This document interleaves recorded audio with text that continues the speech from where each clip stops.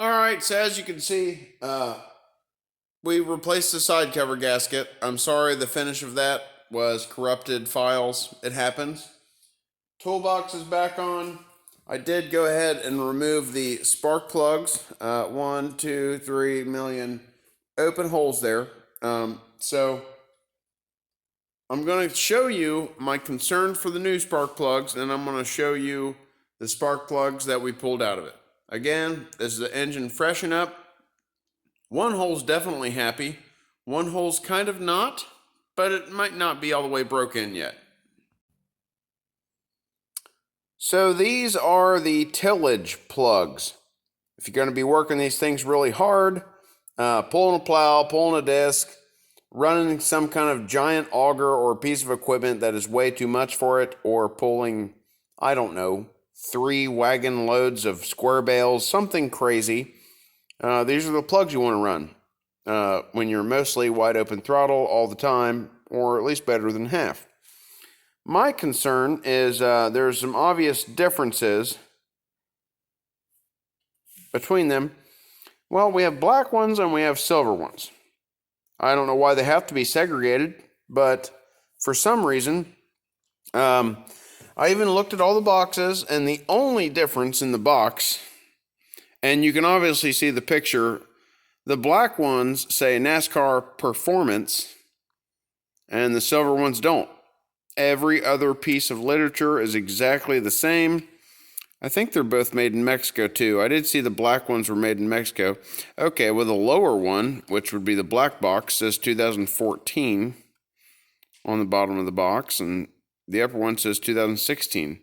So I don't know. It raises a little bit of concern, because when you're doing heavy tillage, the last thing you want is detonation. You're working it hard, it's running hard, it's hot, and detonation will kill a gasoline engine.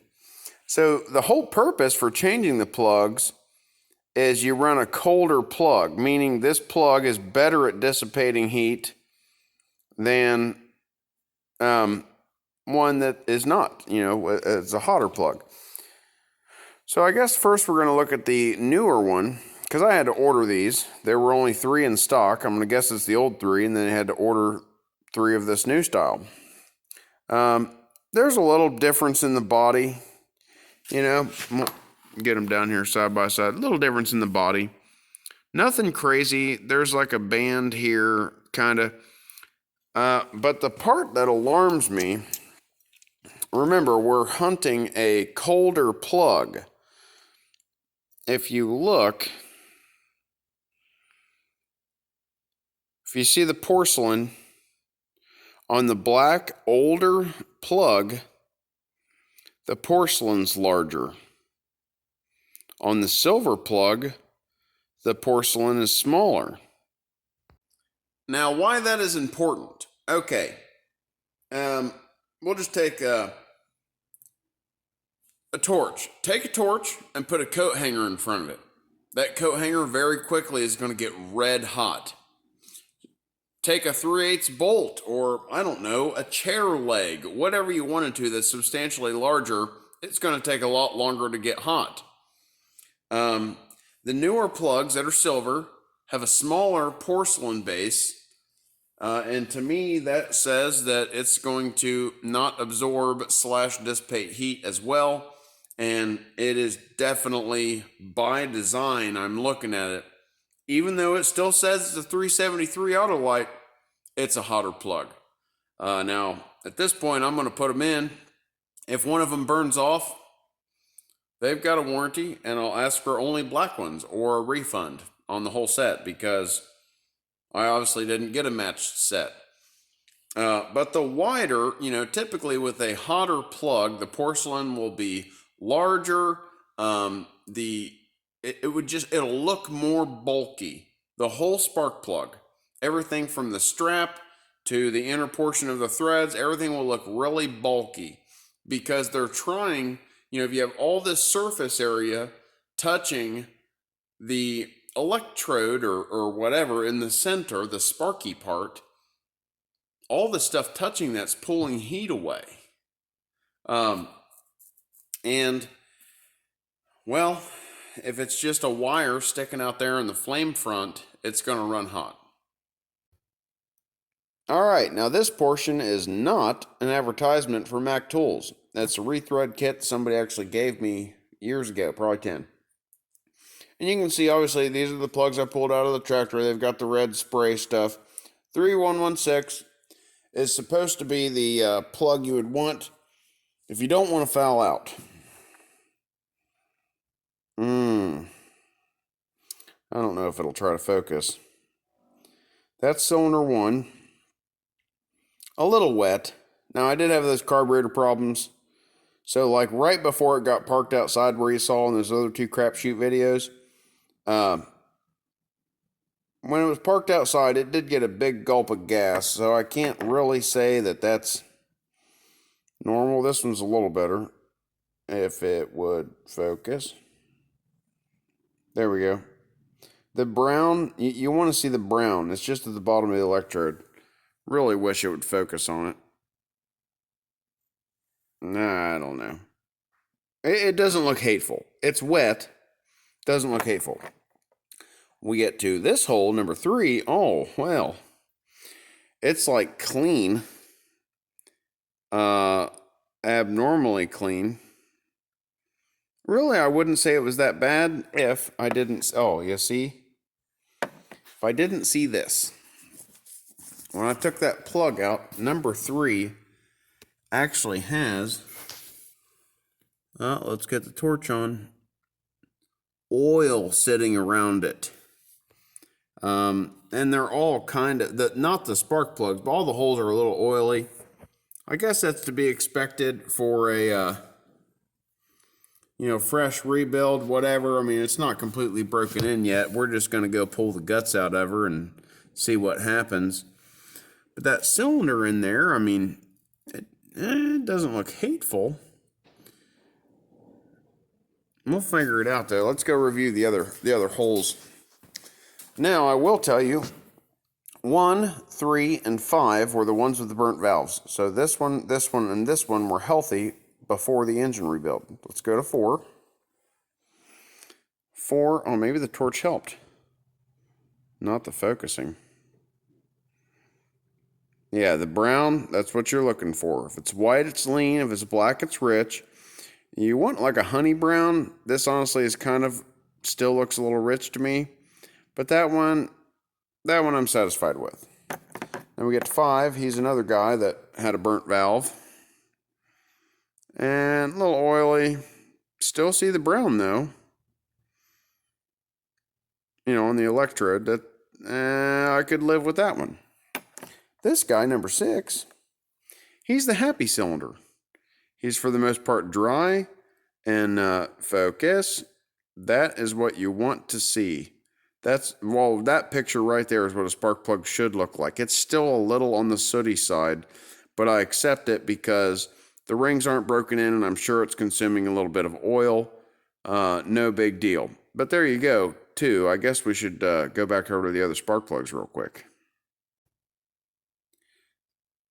This should be obvious. The size of the porcelain, the size of the electrode.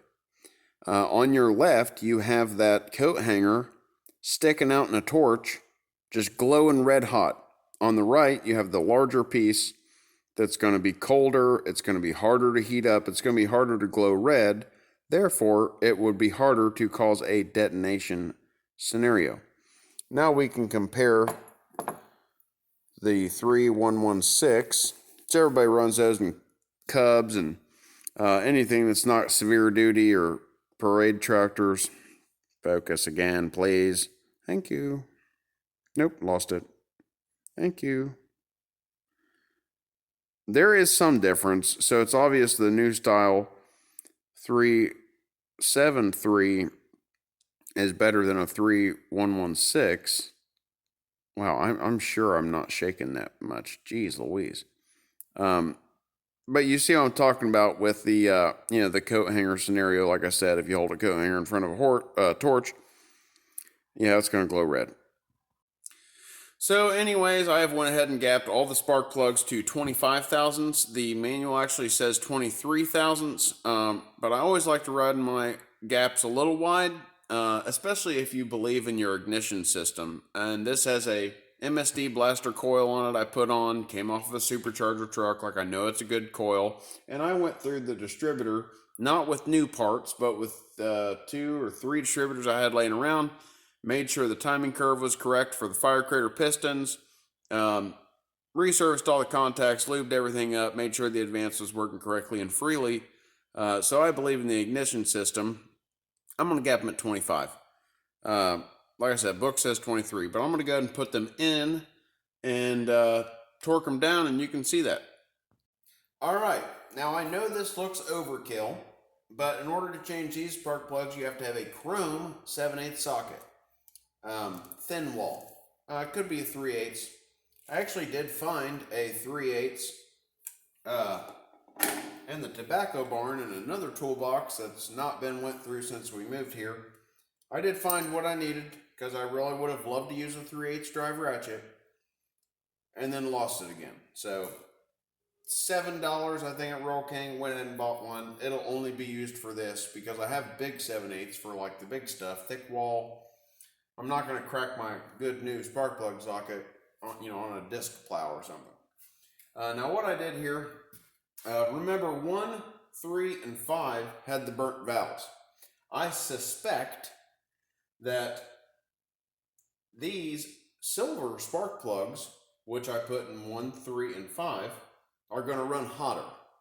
Also, 3 had a little bit of oil on it. We want to burn that off. That carbon sootiness, that's what causes burnt valves. You get a flake of soot, it pops off of a piston, gets stuck in a valve, it leaks, it torches out, yada yada. Look up videos on why valves burn.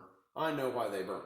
So I'm putting my thought on the hotter plugs in the cylinders that we know previously already had issues, and I'm putting the colder plugs in the cylinders that have been known to be good, even though, I just put new rings and stuff in them because I had the whole engine apart. But yeah, I'm going to go ahead and torque them down. Now, it's going to look like that I'm really wrenching on them with this giant wrench, but if you notice, I'm only going to grab it up here. You could just imagine cutting that off.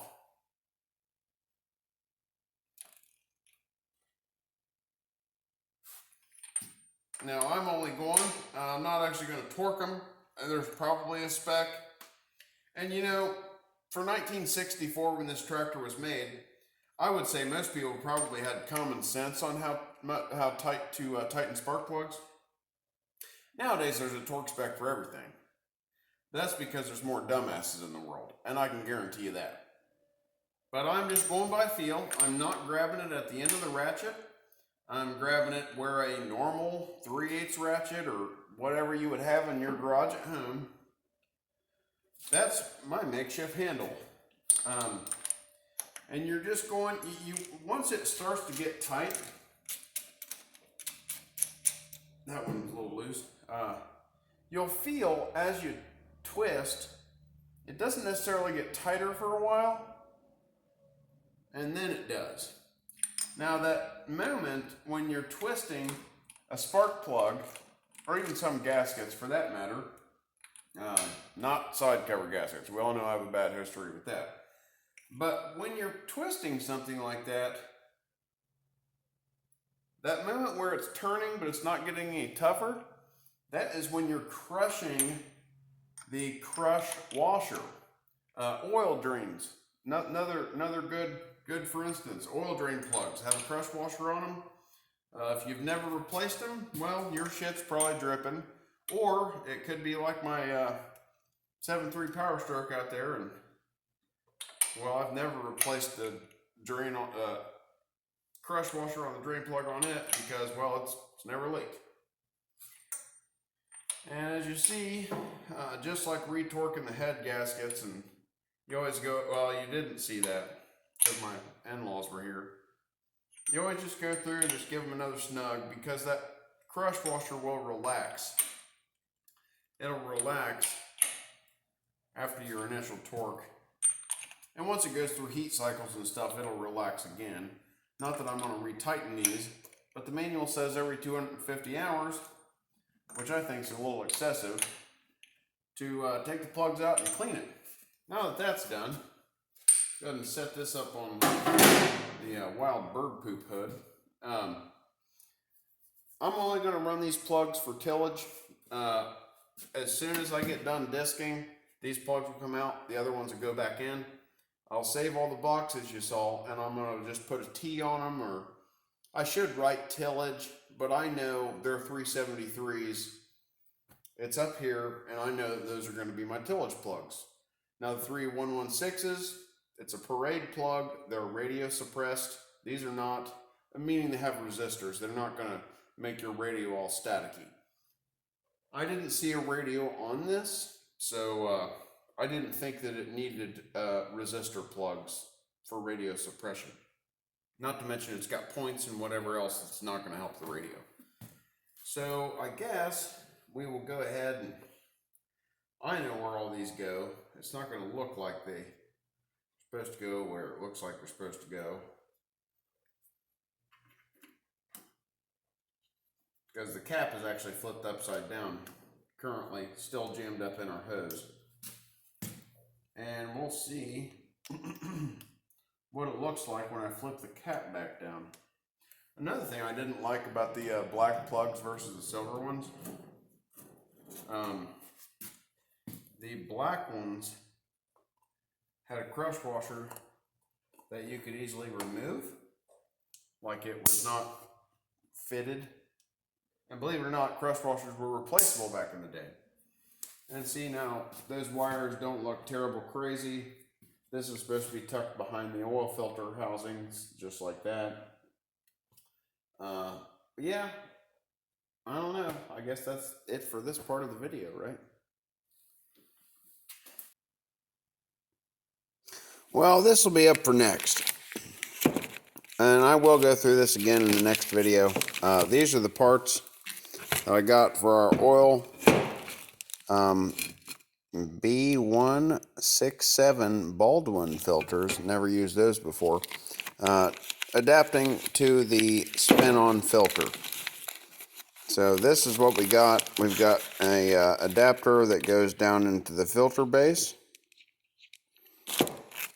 Then you screw that in, then you screw this in with this on top of it, and your O-ring underneath, and you're supposed to just be able to put your filter on top. We'll see how that works. But for now, here is your installed white, black, white, black, white, black, you know, yada yada for a million. Those are your spark plugs. I don't know. I wanted to do a separate video on the oil filter housing. I could have put it in this one, but it's already 10:40. Really been trying to get home earlier so I can get to work earlier, as well as like spend some time with my wife. You know, even if I have to go up and help put the kids to bed, that's going to help her. She's pregnant. But if you watch to the end, I appreciate it. If you like what you see, come on back. And if you don't mind, give me the thumbs up. That helps me out. That helps you out. Get notifications on what's going on the Wannabe Farm.